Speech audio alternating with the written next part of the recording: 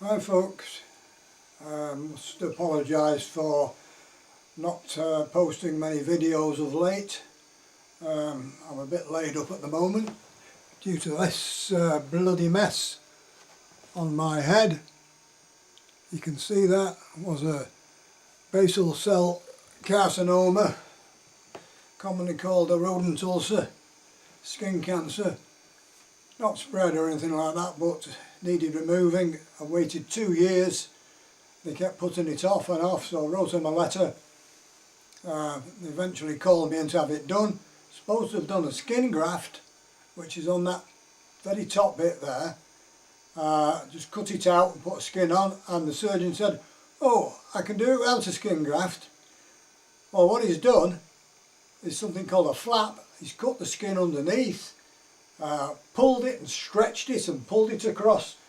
Well, can you imagine putting a hole in a pullover, having a hole in a pullover, and then pulling it together like that and stitching it up? Well, it's all stretched apart.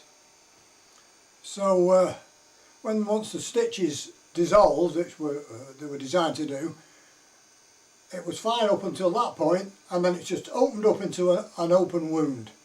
Oh, what a mess they've made of it. And I've been in touch with them. I said I could have done a better job myself. They wanted to see me back there.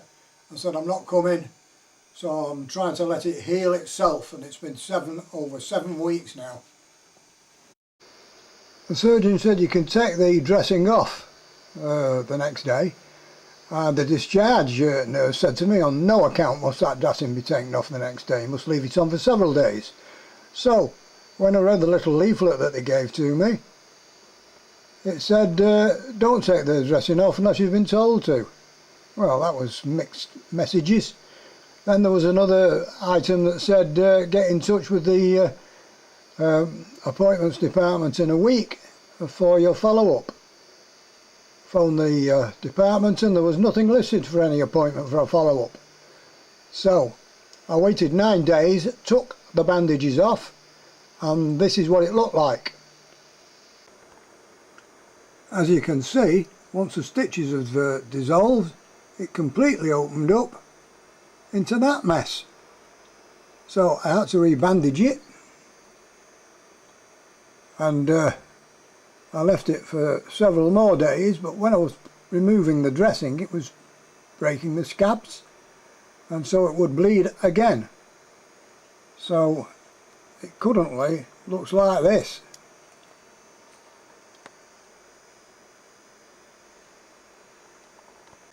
Anyway, a brief look around my untidy flat, and then I'm going to put a little bit of video on that I shot after I'd finished Trevor Duckworth's three-wheeler and got his vehicle out of my garage, and then I wheeled my own vehicle back in.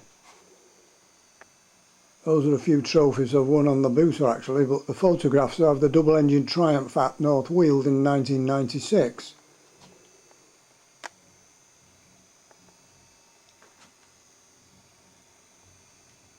Those are pictures of Two-Faced as it was in the 60s and some of the 60s trophies.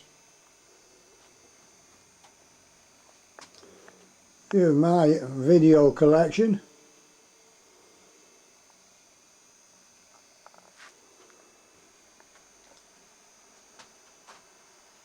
And my record collection, my old vinyls that I've put onto CD. Anyway, enough of that crap.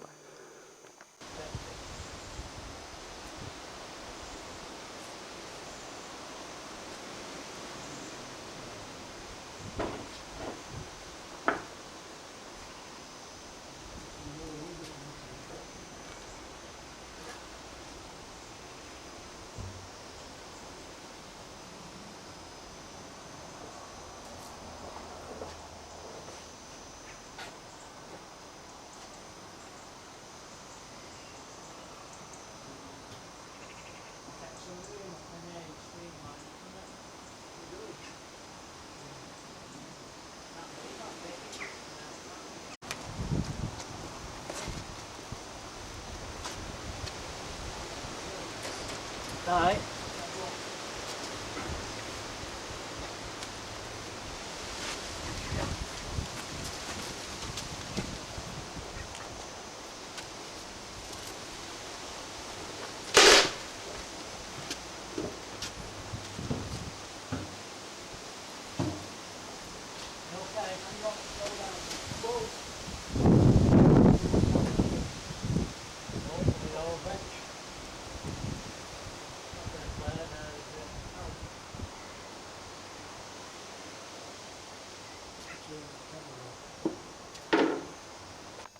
The earlier part of this video, when I was wheeling it back into the garage, was recorded back in June,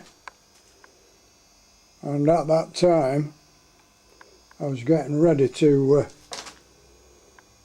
make a firewall with that sheet of aluminium, which has got to be located behind that roll cage to separate the cockpit from the rest of the vehicle. And to do that I had to fit some of the bodywork. Some of this is old bodywork from previously when this started life as a two-wheeler. It's been much modified since now with a jet engine in it, and it's a three-wheeler. God knows when I'm going to get it finished. I've dodged a few bullets along the way. Cancer in the lower end, and heart attack, a few other things. So I was well on with this back in June, until I had to go and have this rodent ulcer removed off my head. Since then I've not been able to do very much. I'm just lounging around doing nothing, and that's not my way of living. I can't stoop down because I did that in the bathroom, drying my feet after a wash, and the blood rushed to my head and it burst the wound. Then I can't get a tight t-shirt over my head. I'm having to use button-up shirts now because I caught the scab the other day and it started to bleed again. So if you're going to go back to square one if it keeps doing that. Well, that's why I've left it uncovered, because the bandages were pulling the scab off, so I've left it to its own devices. But I really need to get on with something. It's been over 7 weeks now. I'll give it a bit longer and then have to make some other decisions, but I can't get a crash helmet on now with that like that. Scrutineers wouldn't allow it, neither would the medics. I really want to get back on this beast and see if I can do some more runs over 200 miles an hour.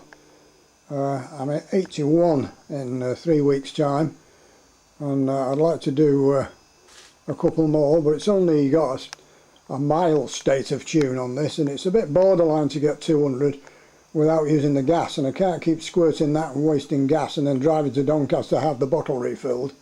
So I only use that if the conditions are right. That means no headwind, no crosswind, no rain.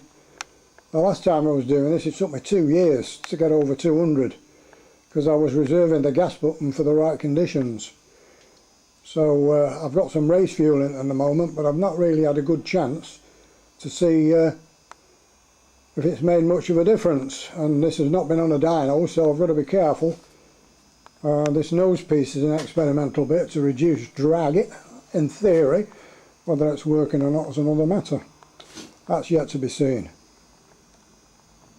I don't know how much longer I can remain fit at my age, fit enough to get a licence and fit enough to manhandle this thing. I know there's a lot of older people doing race events, but I don't think there's many people riding Hayabusas at my age, certainly not at these speeds. So that's where we are at the moment. I cannot do much until this head is healed. So I'm just prattling about at the moment. When I've got something more constructive to post, I will do so. Well, thanks to you all for watching, and see how much longer I can keep going. Cheers for now.